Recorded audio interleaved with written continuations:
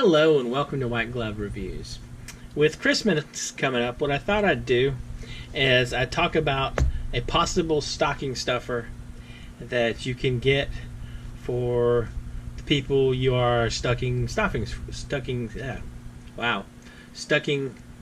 can't say it now. Stuffing stockings for? Stuffing stockings for. Wow. Okay. Stocking stuffing. That turned out to be way more of a tongue twister than I thought it was. Anyway, what I'm talking about here is pocket journals. And as someone who has carried a pocket journal around for every day for the last, it's been a long time, years. And I use mine every day. And a lot of times, carrying a pocket journal is kind of like carrying a pocket knife, where it becomes way more useful once you have one with you. And you don't notice that you needed it until you have one. And I feel it's not quite as extreme as with the pocket knife, but it's still pretty noticeable. And you have a lot of different options. The first option, and I don't have a good example of one here, is you can just get a small pocket journal, one of the little small composition books, like from Staples or Office Max or Walmart or somewhere. And those are usually pretty cheap, like $1 or $2. And if you're getting the one for someone who you kind of don't think they might like it, but it's a maybe, you can get them one of those, and then maybe a nifty pen. And I'll have another video, and I'll include a link at the end of this for a video where I talk about pens as stocking stuffers. But if you assume that there's a decent chance the person you're going to get it for is going to use the journal on a daily basis, or at least maybe you think they might just like a little fancier one, I'd like to talk about some of the options you have available. And the first option I want to talk about is the traditional Moleskin journal. And the Moleskin journal, let me set these aside. The Moleskin journal is the one that I personally carry with on a daily basis. I carry a Moleskin, this is the Moleskin Pocket, and it's a soft cover notebook, and I carry one of the lined ones, and it just has, as you can see, just lined paper. And now, let me show you the other ones. There's the soft cover, which I prefer carrying in my pocket, and you have the hard cover, which this one is one I've been using to test out pens. But you have the hardcover, where you have a rigid cover. And let me take this off real quick,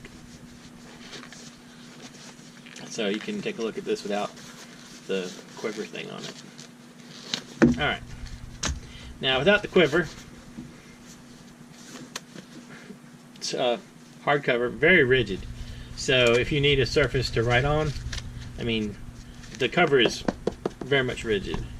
And these are 5.5 inches by 3.5 inches, and the pocket one is the same dimensions. Now, you have a lot of different options with these.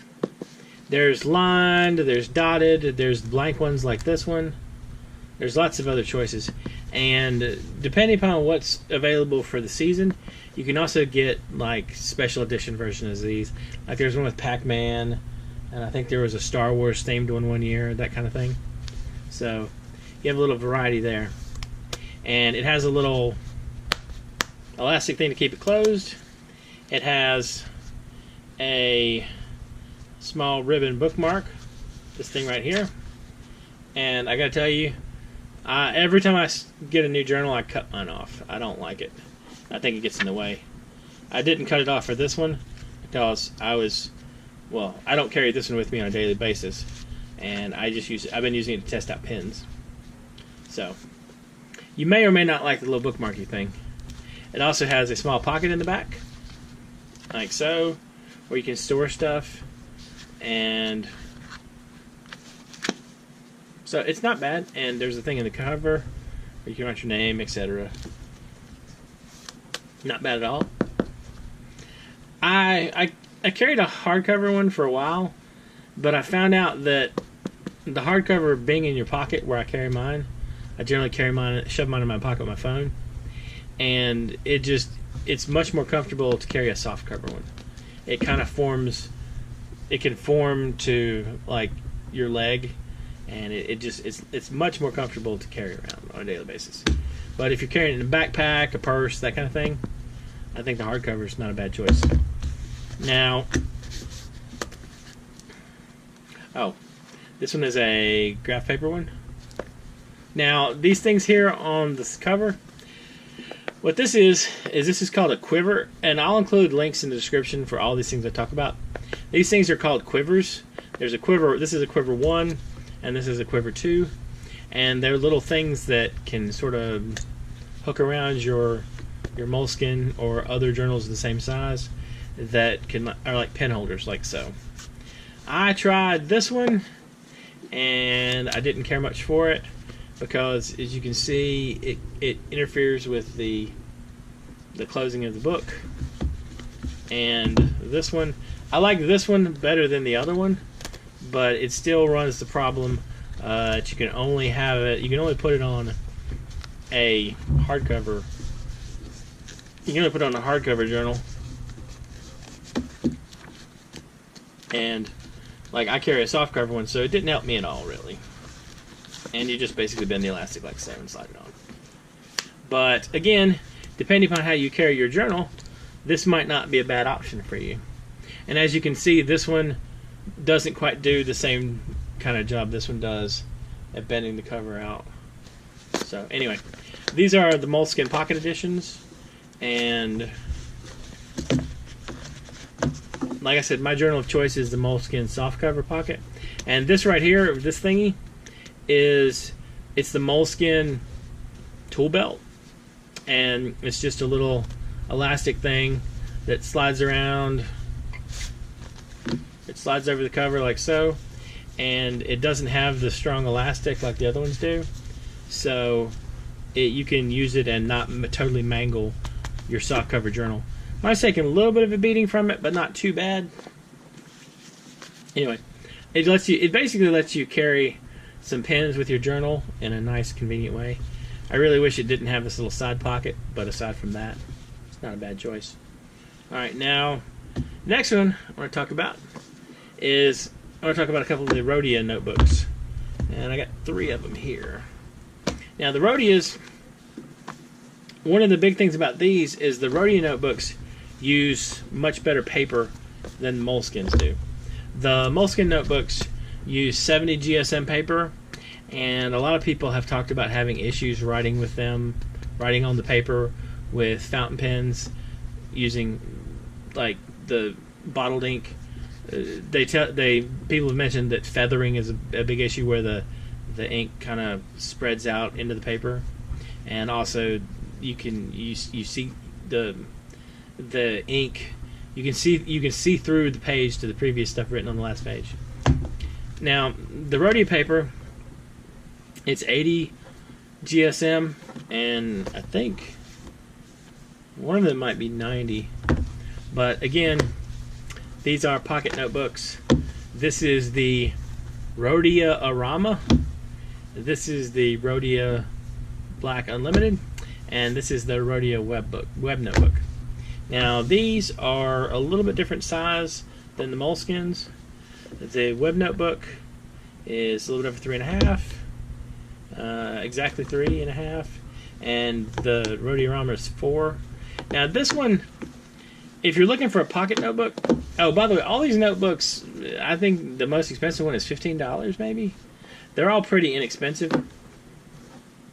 And the Rhodia Arama is softcover. I kind of like the size of this one. It's a little bigger, and it's also a teeny bit longer. It's closer to 6 inches than the other ones. So it gives you more space to write, and also has the cover, the pocket. I like a lot of the stuff about this one, and I don't know.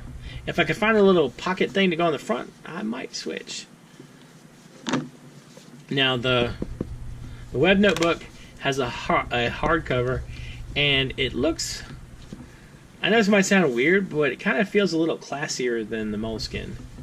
It has the black inside, you have the pocket like before, and in this case, you have the dot paper. Now, this one is a small softcover notebook, and this is kind of closer it's closer to more of a field notes kind of version. It's a very thin notebook, soft cover. You can easily shove it in your back pocket, your book bag, your purse, whatever, and just it's small. It's not a lot of pages. It's got 60 sheets, and the other ones all have more. The main thing with the Rhodia notebooks is you get better paper.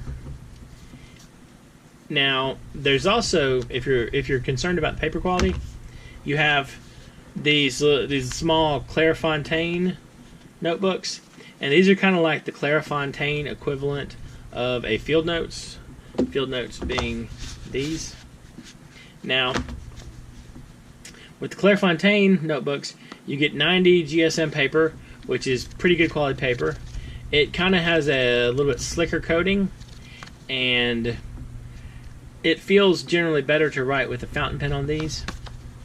You have the field notes, which is traditional field notes. These are small, very much disposable.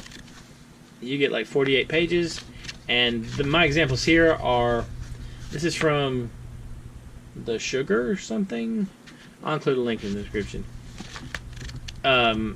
These are just, you get colored paper that's blank, and this field note is a Field Notes Expedition, and this is some weird paper, by the way. It's this particular one is Write and Rain paper. It's Write and Rain kind of paper. It's waterproof, but I noticed that a lot of the ink I tried with these takes forever to dry. Now, another choice you have is the Lectrum, and I know I'm mispronouncing that. Lectrum? Anyway, the Lectrum 1917, and these come in softcover and I think hardcover as well. Although I'm just trying out the soft covers for myself. They have a few less pages than the normal Moleskin, but they are a little bigger. You get about, I don't know, maybe half an inch extra. Let me grab my roller real quick. So these are 5.5, and this one is just under 6. So you get a little bit. It's a little bit extra. It's a little bit longer, and it's the same thickness, but you do get a few less pages, as you can see. Now, the main issue with this one is you get better quality paper.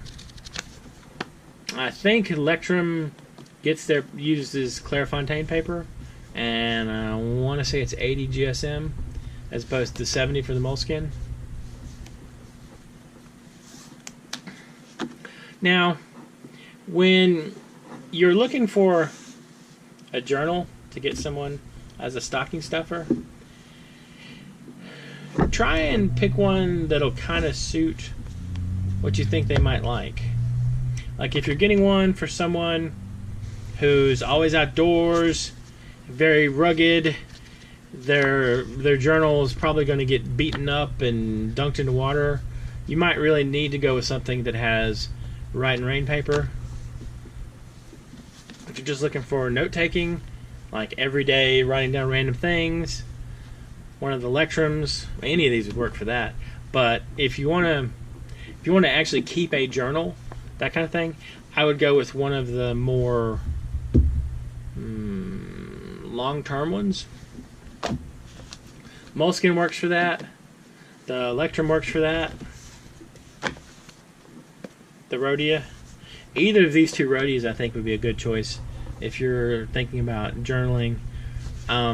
Also, if you just want to take notes about things going on during the day, that kind of thing.